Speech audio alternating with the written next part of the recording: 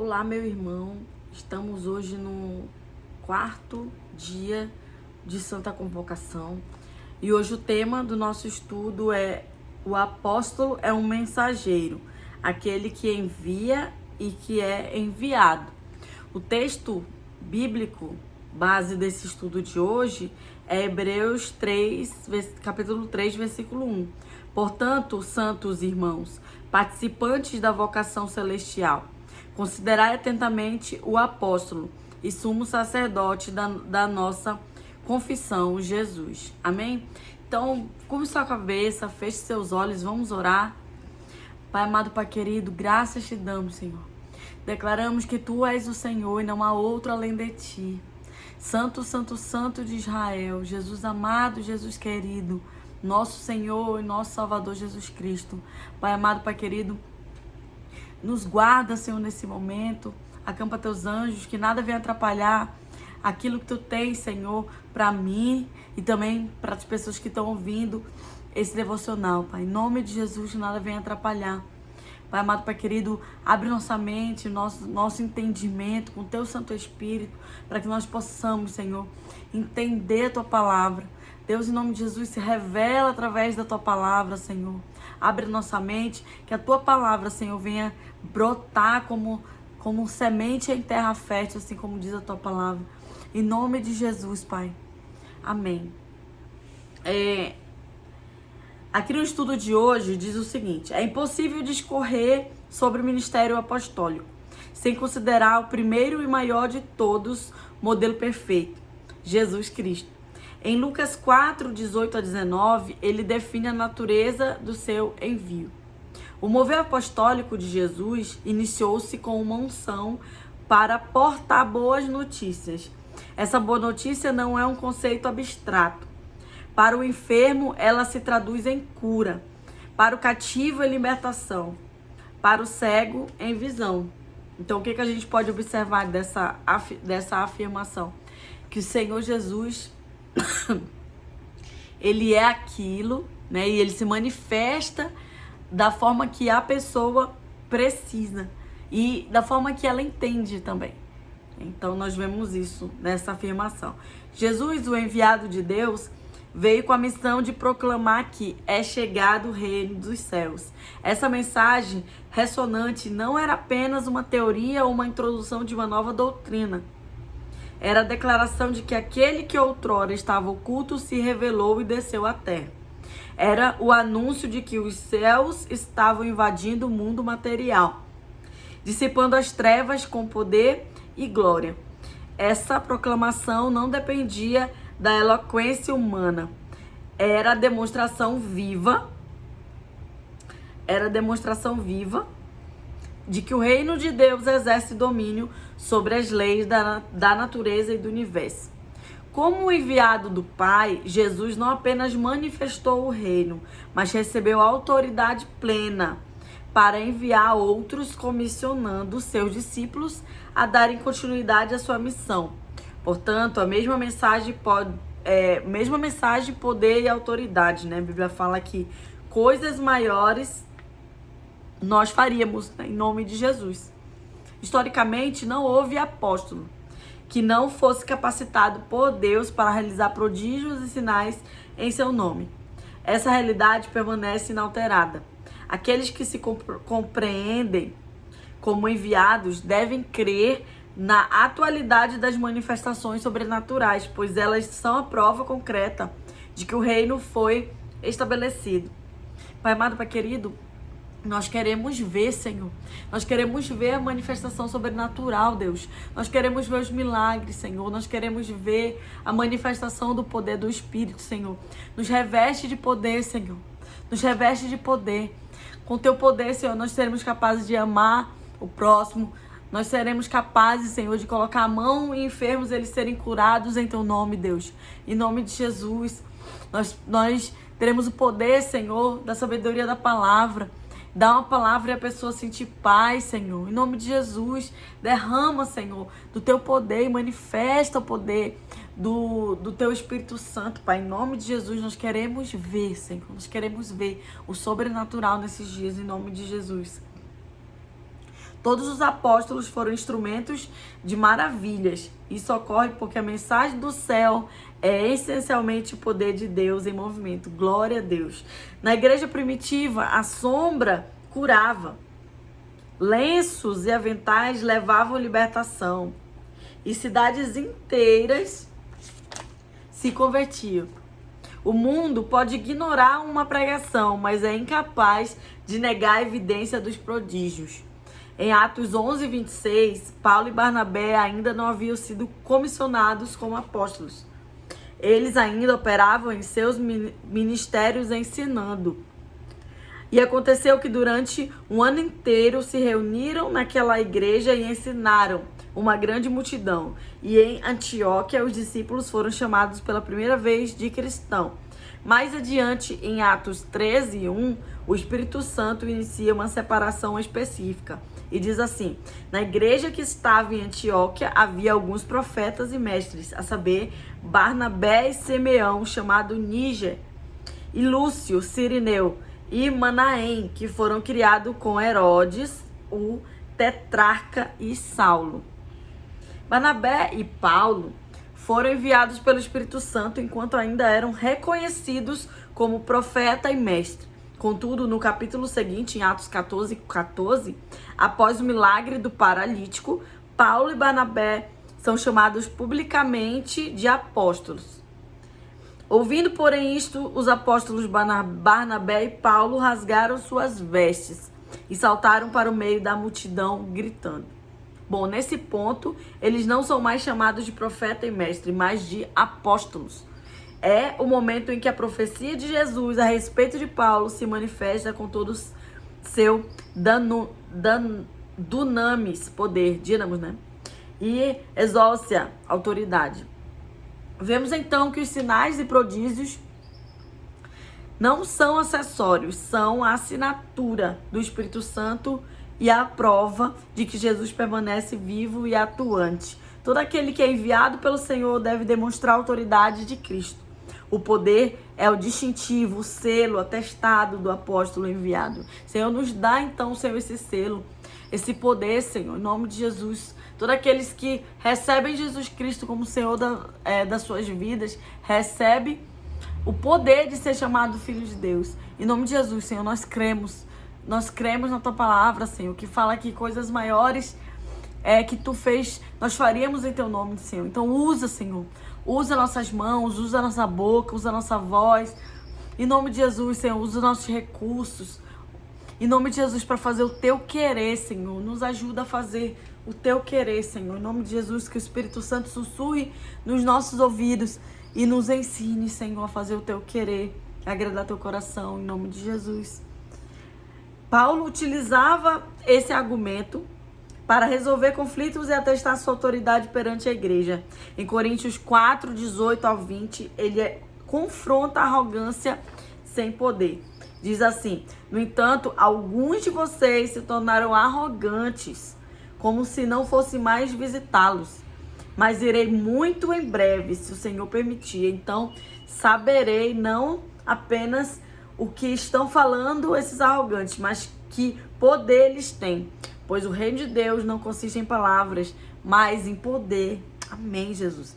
Em 2 Coríntios 12, 12, ele reafirma os critérios de validação de seu ministério, que diz assim: os sinais do meu apostolado foram manifestos entre vocês com toda a persistência, por meio de sinais, prodígios e maravilhas.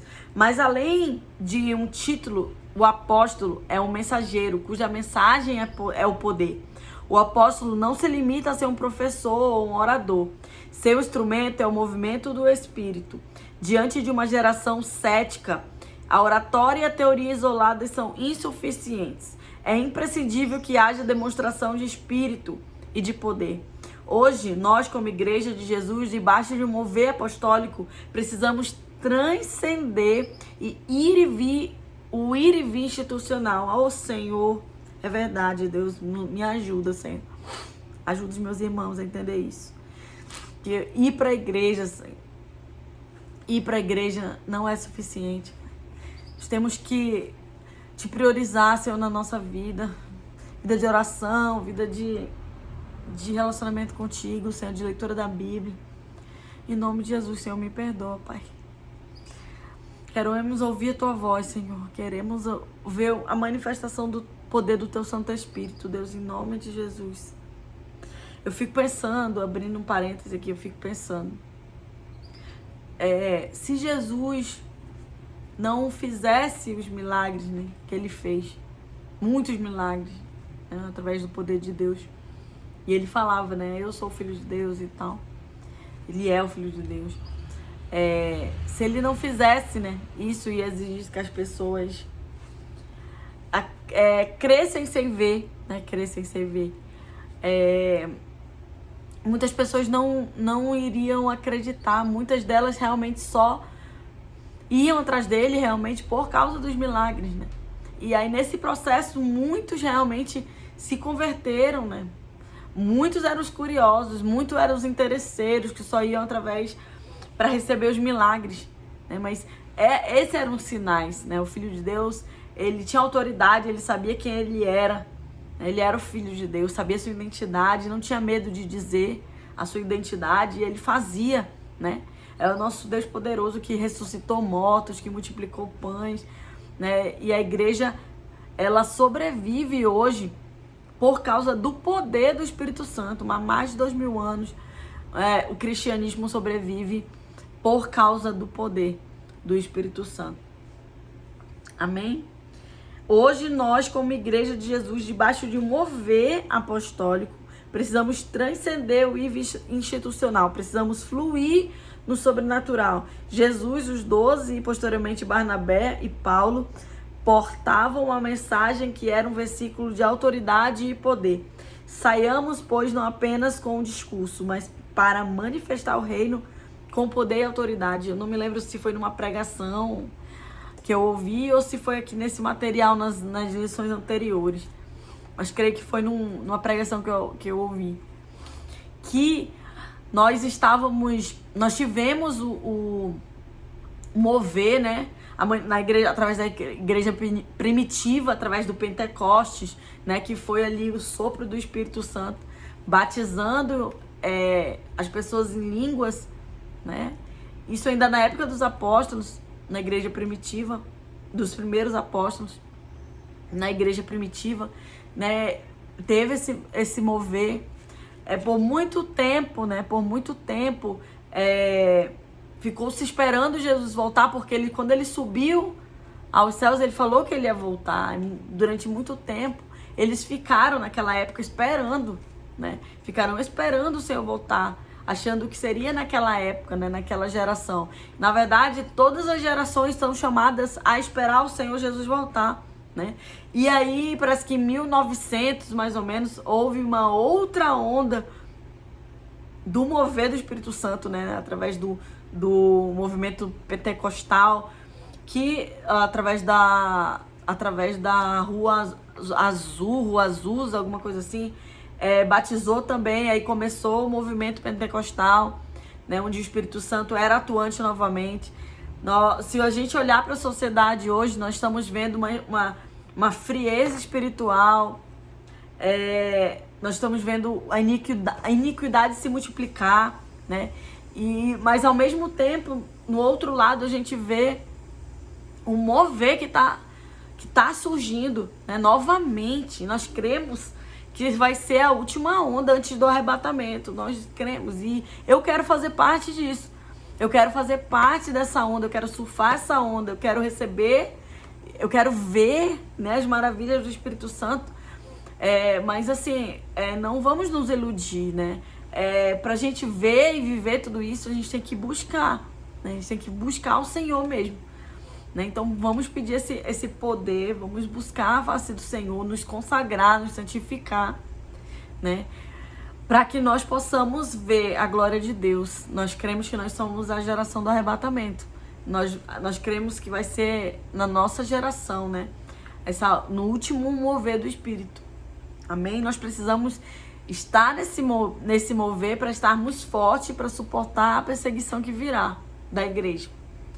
Perguntas para aplicação. O que significa para você ser um enviado no seu contexto atual? Família, trabalho, ministério, né? Então, nós somos missionários, nós somos apóstolos, mesmo onde nós estamos, no nosso raio de atuação. Nós temos um raio de atuação. Nosso trabalho na nossa casa, na nossa vizinhança, né? Nós somos ali, dos nossos filhos, a gente tem a maior capacidade de influenciar, né? Na nossa família, nossos pais, nossos primos. Então, nós temos esse poder, esse raio de atuação, né? Para falar de Cristo. E é isso a ser enviado onde nós estamos. Na sua opinião, por que a demonstração de poder, sinais e prodígios é mais impactante do que apenas um discurso eloquente, né? É os sinais, né? É os sinais. As pessoas, elas têm a necessidade de ver para crer, né? Então, você vendo ali... Por isso que muitas igrejas, né, que tem muita manifestação assim... paralítico levantando, expulsão de demônio, cego vendo, atrai muitas pessoas, né? E aí um problema disso é os caçadores de milagre, né? Então, assim, eles não se fixam numa igreja, eles vão de igreja em igreja buscando manifestação sobrenatural, né? E não se fixam e automaticamente eles não são fundamentados no evangelho, né? Mas nós busquemos para a igreja que nós estamos, né, esse avivamento, amém? Como você pode buscar a assinatura do Espírito, o sobrenatural em sua vida de oração diária, né? Como você pode buscar? Né? Jejuando, né? Se consagrando, orando, pedindo de Deus os dons, né? A Bíblia fala que aquele que pede, recebe, né? E que Deus quer dar dons, Ele quer dar, só que a gente tem que pedir, se preparar, né? A gente tem que conhecer. Então, quanto mais a gente encher nossa mente das coisas do alto, mais a gente vai conseguir essa assinatura, né? Essa assinatura do Espírito, que é o poder do Espírito, né? De acordo com Hebreus 3:11, quem é o modelo a ser fundamentado, considerando como apóstolo da nossa confissão, antes de olharmos para qualquer outro ministério? Hebreus 3:11, relembrando ali o Hebreus 3:1, né? 3:1. Portanto, santos irmãos, participantes da vocação celestial, considerai atentamente o apóstolo e sumo sacerdote da vossa confissão, Jesus. Então, ele é o nosso apóstolo supremo, nossa referência, né? Nosso Deus, nosso modelo, né? Nosso mestre, Jesus. Então, espero que esse estudo tenha edificado a sua vida. Vamos orar, né? Vamos orar, encerrando. Amém? Pai, muito obrigada pela tua palavra. Muito obrigada, Senhor, pela tua ministração. Sem ti nada podemos fazer, Senhor. Que o teu nome seja exaltado, que o teu nome seja conhecido, Senhor. Nos usa como instrumento. Nós somos instrumentos nas tuas mãos. Faz o que tu quiseres da nossa vida, Senhor. Eis-nos aqui, usa-nos a nós nessa geração, Deus, em nome de Jesus. Nós queremos fazer parte do teu mover, Senhor, desse mover, Pai, em nome de Jesus. Nos chama, Senhor, nos usa como instrumento. Nós queremos que tu se sirva de nós, Senhor. Nós não queremos somente servir a ti, mas nós queremos ser servidos. Nós queremos que tu se sirva de nós. Em nome de Jesus, isso significa que tu pode nos usar assim onde tu quiseres. Desde lavar banheiro, Senhor, da igreja, até a pregação, até o louvor, até o aconselhamento. Nos usa, Senhor, como tu queres, em nome de Jesus. Nos dá encorajamento, nos dá ousadia, intrepidez, Senhor, em nome de Jesus. Em nome de Jesus, Senhor, batiza-nos com teu Santo Espírito. Em nome de Jesus, Pai. É que nós pedimos e te agradecemos. Fiquem na paz do Senhor, fiquem com Deus. Deus abençoe e até o quinto dia.